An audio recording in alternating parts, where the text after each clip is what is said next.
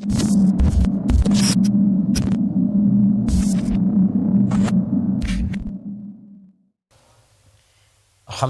kita akan coba lanjutkan kajian kita Al-Quran Sunnah Solution fi Rihabul Quran was Sunnah, kajian pekanan kita yang membahas kandungan ayat-ayat Al-Quran dan keterkaitannya dengan hadis-hadis Nabi sallallahu alaihi wasallam, juga kemudian ditambahkan dengan ilmu-ilmu Al-Quran dalam upaya kita memahami isi kandungan Al-Quran dengan benar dan mampu mengamalkannya dalam kehidupan kita. Semoga dengan itu kita digolongkan ke dalam satu golongan yang disebut oleh Nabi sallallahu alaihi wasallam sebagai golongan terbaik, manusia paling baik yang pernah hidup di bumi. Ini pernah disampaikan dalam salah satu hadis yang diriwayatkan oleh Imam Al-Bukhari. Beliau menerima hadis ini dari seorang bernama Hajjaj, Hajjaj bil Minhaj, menerima dari Syu'bah menerima dari Alqamah ibnu Marthad. Alqamah ibnu Marthad menerima dari Sa'ad bin Ubaidah. Sa'ad bin Ubaidah menerima dari Abu Abdurrahman As-Sulami. Abu Abdurrahman As-Sulami menerima dari sahabat Uthman ibn Affan radhiyallahu ta'ala anhu. Uthman ibn Affan radhiyallahu ta'ala anhu menerima langsung dari Rasulullah sallallahu alaihi wasallam. Ini silsilah sanad dia disampaikan kemudian dari Nabi sallallahu alaihi wasallam, khairukum man ta'allama al-Qur'ana wa 'allama. Yang terbaik di antara kalian adalah orang yang bisa belajar kandungan isi Al-Qur'an kemudian dia mampu mengamalkannya.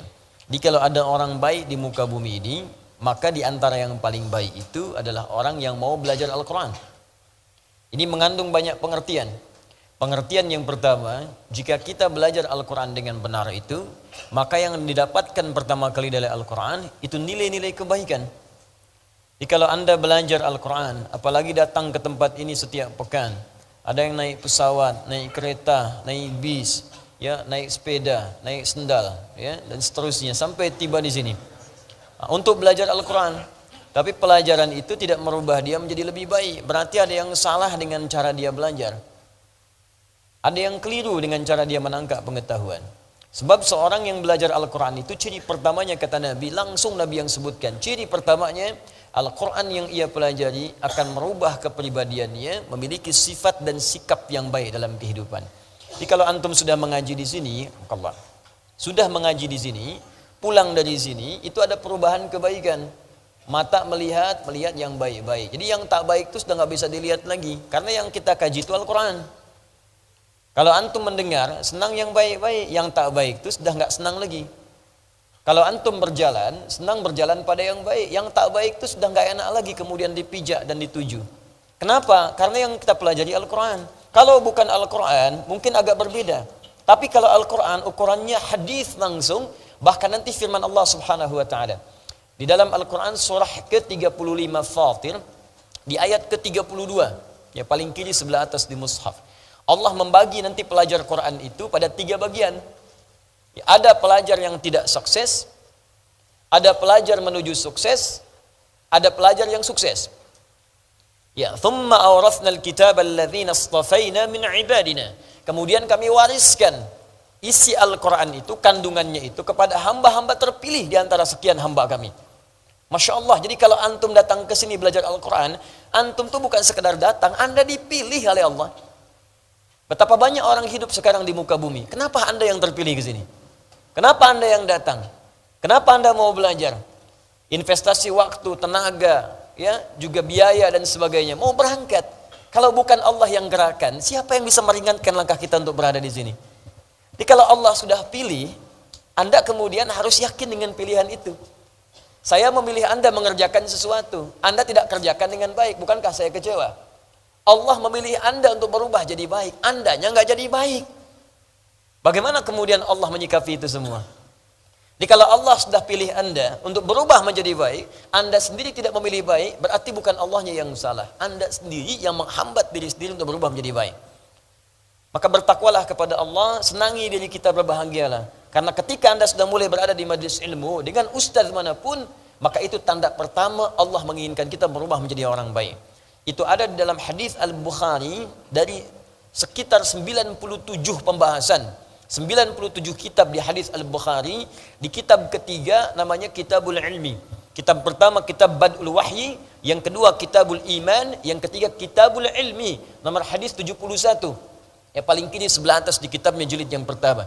Nabi langsung menyampaikan riwayat sahabat Abu Hurairah radhiyallahu taala anhu. Diriwayatkan juga hadis ini dari Muawiyah bin Abi Sufyan radhiyallahu taala anhu. Ya an Rasulullah sallallahu alaihi wasallam qaal, apa yang Allah sampaikan melalui lisan Rasulnya. Lihat kalimat Nabinya. Man yuridillahu bihi khaira yufaqqihhu fid din. Man yuridillahu bihi khaira, siapapun yang diinginkan oleh Allah berubah menjadi orang baik, punya sifat-sifat kebaikan. Man itu ismun mausul, yadullu 'alal fardiyatil 'ammiyah. Huruf sambung, konjungsi, nunjuk pada objek atau subjek.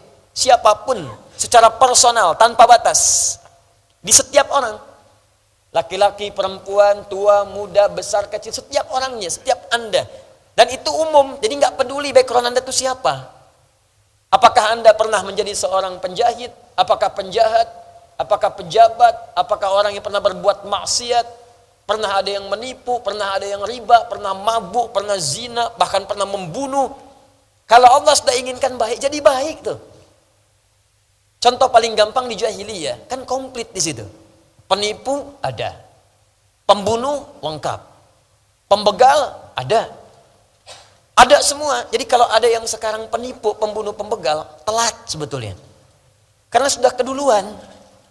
Cuman yang paling aneh, mereka itu taubat dan membawa pesan taubat dalam kehidupan. Jadi kalau orang modern sekarang nggak taubat, keterlaluan. Orang yang disebut jahiliyah mau taubat berubah jadi baik, duduk di majlis Nabi diinginkan baik. Kita mewarisi ta'lim Nabi, kenapa tidak merubah kita menjadi lebih baik? Di kalimat Allahnya indah, kalau bahasa kita begini, saya tidak peduli seburuk apapun engkau dalam pandangan manusia, sejahat apapun keburukan yang pernah engkau lakukan, kata Allah, ketika Anda diinginkan oleh Allah menjadi baik, maka Anda akan jadi baik. Apa ciri pertamanya? Yufaqqihhu fid-din. Maka dia akan dibimbing, dilembutkan hatinya, diringankan langkahnya untuk mau datang ke majlis ilmu, memahami tuntunan dari syariat ad-din. Sampai paham. Bukan sekadar duduk. Kalau kalimatnya fiqh itu paham, mengerti. Jadi memang ini fokus, berniat benar untuk belajar. Bukan sekedar duduk, ngamat kiri kanan, begitu berlangsung ambil sendal orang misalnya. Dia betul-betul fokus ingin belajar. Dia siapkan dirinya. Itu kata Nabi, itu orang yang pertama kali disebut langsung oleh lisan Nabi, ini orang diinginkan baik menurut Allah. Saya sering katakan kalau orang Bekasi bilang Anda baik, jangan dulu senang. Karena orang Makassar belum tentu kenal Anda. Se-Jawa menyebut Anda baik, Sumatera belum tentu lihat Anda. Se-Asia menyebut Anda baik, orang Afrika pun mimpi nggak pernah lihat Anda. Tapi kalau Allah katakan Anda orang baik, maka semuka langit dan bumi mengatakan Anda yang terbaik. Dan Anda pulang dengan status yang terbaik di hadapan Allah Subhanahu wa taala. Nah, hanya nanti orang yang belajar Al-Qur'an ini terbagi 3 bagian. Kata Allah, saya sudah berikan warisan, cuman warisannya nggak dipakai. Sama seperti begini, ada orang nerima warisan sekarang, banyak dapatkan 1 miliar tiap orang. Apakah kemudian 3 orang yang mendapatkan, misal 3 orang dapatkan warisan setiap orang 1 miliar. Apakah setiap orang akan menggunakan uang itu dengan cara yang sama? Kadang bisa berbeda. Ada yang bangun madrasah dari uang itu. Ada yang bangun masjid. Ada yang berderma. Dan tidak sedikit yang digunakan untuk bermaksiat dan berfoya-foya saja. Ada yang mendapat warisan langsung dari Allah berisi kitabullah Al-Quran. Bahkan dia bisa datang ke majlis ini untuk belajar Al-Quran. Cuma sayang nanti ada 3 golongan terbagi dari orang itu. 1, wa minhum zalimun li nafsi. Ada orang yang zalim pada dirinya.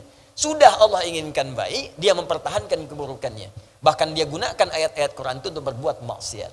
Ini golongan pertama, hati-hati. Hati-hati ya. Bahkan nanti di majlis ilmu itu ada yang mengutip ayat-ayat Allah, bahkan untuk bertentangan dengan hukum-hukum Allah. Semua agama adalah sama, menuju Tuhan yang sama. Cuman caranya beda-beda. Dipotonglah kemudian ayat-ayat Quran. Quran surat sekian, ayat sekian. Tidak dilengkapi, dipotong sebagiannya jadikan dalil. Hati-hati, ada yang begitu. Awas, karena Al-Quran sudah menyebutkan 15 abad yang lalu. Quran surah kedua Al-Baqarah ayat 204 ya, sampai dengan 206, paling kiri sebelah atas di mushaf. Wa minan nasi may yu'jibuka qawluhu fil hayatid dunya wa yushhidullaha ala ma fi qalbi wa huwa aladdul khisam. Di antara sebagian manusia Ada di antara mereka orang-orang yang kalau bicara itu kata-katanya begitu menarik. Retorikanya cantik. Jadi orang ini kalau bicara itu memukau kata-katanya. Punya magis kalau bicara. Menarik sekali, bagus rangkaian katanya. Kadang-kadang memotong ayat-ayat Al-Quran dan mengambil nama Allah. Tapi dia tempatkan di tempat yang tidak benar. Wa huwa aladdul khisam. Ini musuh paling bahaya. Paling bahaya. Bahkan nanti ada di antara mereka mengambil ayat, digunakan pada yang tidak tepat, bahkan nanti ayat itu digunakan untuk mengolok-olok orang Islam sendiri. Ada di Quran surah keempat nanti, ayat 140.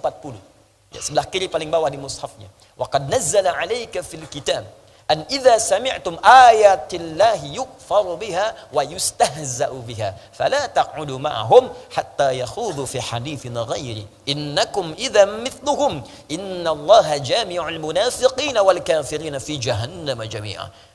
Kata Allah, telah tetap ketentuan dalam Al-Quran, Al-Kitab, jika Anda mendapati orang-orang sengaja mengolok-olok menggunakan ayat Al-Quran atau memutarbalikan isi kandungan Al-Quran.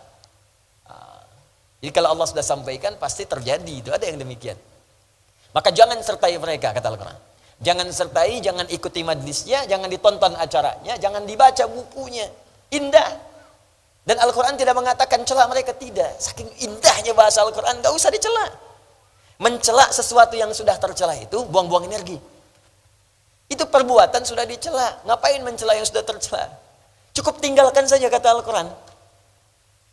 Lalu kenapa? Kalau ditinggalkan nanti dia merasa ada yang salah dalam dirinya supaya dia balik lagi hatta yakhudhu fi haditsin ghairi. Sampai dia balik lagi, kalau sudah balik rangkul lagi. Itu indah ya. Celaan tidak ada, makian tidak ada, ya, hal-hal buruk tidak ada. Hoax tidak usah dibuat, tinggalkan aja. Nanti dia sadar, oh ada yang salah dengan saya. Indah sekali merangkulnya. Balik lagi, baru kita rangkul. Tapi kalau Anda ikuti, innakum idzam mithluhum. Lama-lama Anda seperti itu nanti. Statusnya muslim, tapi sholat tidak. Puasa tidak. Azan tertukar, di masjid gak ada yang azan, tempat ibadah lain azan. Masjid kosong, gak ada sholat, tempat ibadah lain ikutan sholat. Bahkan yang paling aneh, masjid banyak kok sholatnya di tempat ibadah lain. Nanti ada yang salah di situ. Nah, jadi teman-teman sekalian, coba kita nilai ya. Ini sampai dengan malam ini, di pertemuan saat ini, apakah kajian kita sudah merubah diri kita menjadi lebih baik dalam pandangan Allah? Wa minhum muqtasid. Ada orang yang sedang berubah nih, hijrah, tengah-tengah. Ya, maksiat tidak, tapi berbuat baik pun bagi yang lain belum. Baru paket hemat untuk pribadinya. Ya, di kalau baca Quran mojok-mojok dekat tiang, ulang-ulang. Bah, silahkan Ustadz jadi imam. Saya belum Ustadz. Masih mengulang dulu, malu nanti. Padahal sudah hafid 30 juz. Itu paket hemat itu, muqtasid. Ya, ada yang dekat mimbar bolak-balik. Masya Allah, khusyuk bacanya. Pak, silahkan jadi imam. Ah, belum, saya masih belajar. Emang Bapak mengulang surat apa tadi? Al-Ikhlas. Tapi dekat mimbar. Itu muqtasid, berubah dia. Bagus daripada tidak sama sekali. Sebelumnya rajin lihat berita, sekarang dia mulai baca Al-Quran. Sebelumnya keluar gak bawa apa-apa, sekarang naik busway pun bawa mushaf. Naik kereta bawa mushaf, bawa aplikasi, baca Quran. Ada perubahan di situ. Masuk paket hijrah, paket pertengahan. Nanti kalau sudah bagus itu, wa minhum sabiqum bil khairati biiznillah. Ada orang ketika mendapatkan Al-Quran itu merubah dirinya menjadi lebih baik karena Allah Subhanahu wa ta'ala. Maka Anda akan merasakan kalau menatap dia sudah gak suka dengan yang gak baik lagi. Kalau lihat tayangan gak bagus nih, palingkan. Mendengar sedang gak enak dengan topik-topik yang maksiat. Begitu dia dengar gak bagus nih, palingkan. Itulah yang berhasil itu. Itu yang paling bagus. Jadi kalau Anda ikut ta'lim Al-Quran seperti itu, sampai di situ, maka berbahagialah. Artinya kita sudah masuk dalam wilayah yang dicintai oleh Allah Subhanahu wa ta'ala. Tinggal dipertahankan sampai wafat menghadap Allah. Dan itu yang tidak mudah nanti.